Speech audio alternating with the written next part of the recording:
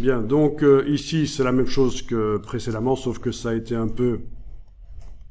Mais qu'est-ce qui s'est passé en fait? Voilà. Ah, du Pathfinder. Ça aurait pu être du Pathfinder. Mais ça a été en fait beaucoup plus simple. C'est juste ça qui a été transformé en image et puis revectorisé. Oui, revectorisé tout simplement. Je pense que... Ah ben on pixelise les vecteurs et puis on les vectorise. Voilà. On pixelise les vecteurs, voilà, et on les vectorise. C'est comme ça que ça se passe. Alors, c'est une vectorisation qui a été faite en transformant le blanc en transparent. Du coup, il y a deux rectangles qui ont été placés là, en dessous du résultat de la vectorisation décomposée. Deux rectangles qui ont été placés pour reboucher les trous, pour avoir vraiment du blanc. D'accord? Sans les rectangles, c'est le fond rose qui apparaît derrière.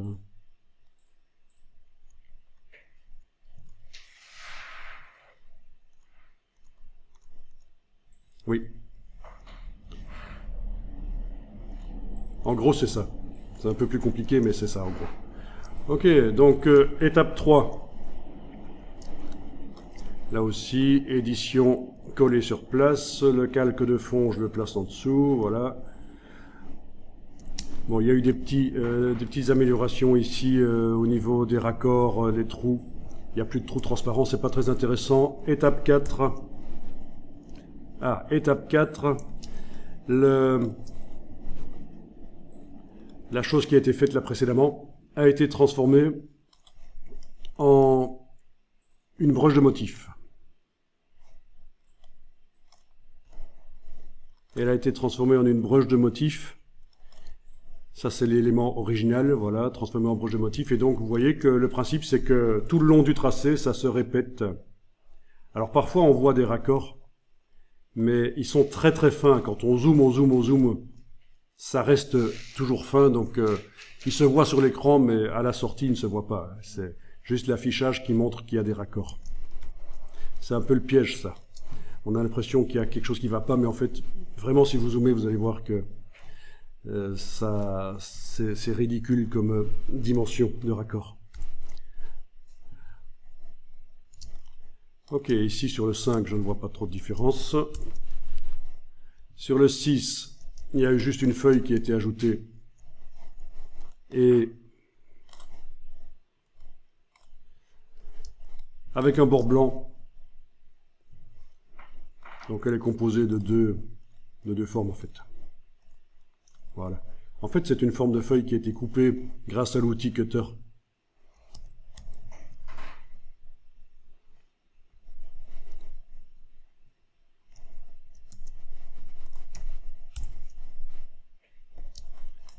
Alors, étape suivante.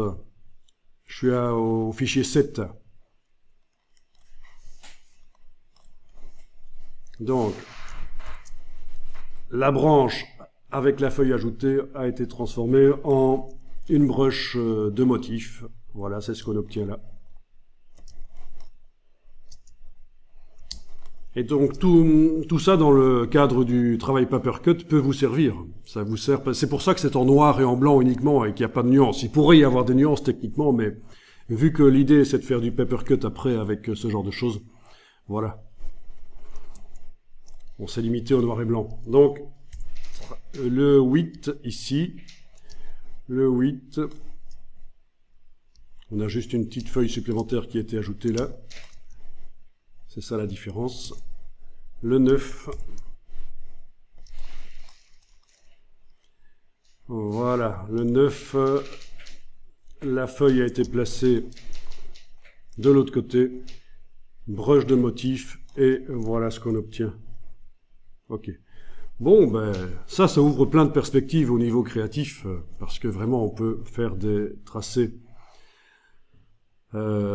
longs et appliquer la broche dessus, ou dessiner directement au pinceau avec, et ça peut faire des choses intéressantes. C'est très très basique ici, mais enfin, on va quand même faire ça, c'est quand même un petit boulot intéressant. Donc la dernière feuille ici, c'est juste un trait, là. Oui, c'est très stylisé, c'est...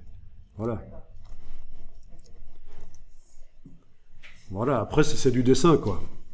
Vous y mettez vraiment ce que vous voulez.